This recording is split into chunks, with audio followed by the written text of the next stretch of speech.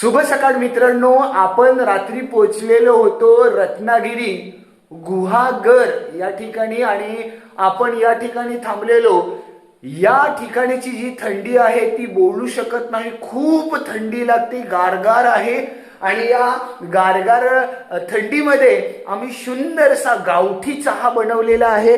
हा बघू शकता, निंबूच्या पान टाकलेले आहेत, निंबूची पानं टाकलेली आहेत आणि थोडीशी भुकी आणि हा आपला गावठी चहा।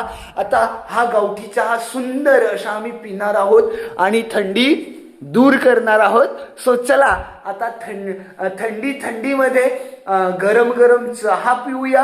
आणि सकाळचे वाजलेले आहेत 6:30, 7 वाजता आपण इकडून निघणार आहोत आणि ज्या ज्या ठिकाणी जाणार आहोत ते सर्व व्हिडिओ तुम्हाला पाहावयास मिळतील। कोकणातला निसर्ग, समुद्र किनारे आता तुम्हाला पाहावयास मिळणार आहे। सो मित्रांनो, ही बघा आपली गावठी चाय। आणि कोकणात थंडी खूप आहे, खूप गारवा आहे। 7 वाजलेले आहेत तरीही थंडी जायचं नाव घेत नाही, खूप थंडी आहे। आम्ही रूम मध्ये आहोत त्याच्यामुळे जास्त थंडी वाजत नाही, पण दरवाजा उघडला तर थंडीने बेहाल होऊन जातोय। त्यामुळे आता गरमागरम चहा पिऊया।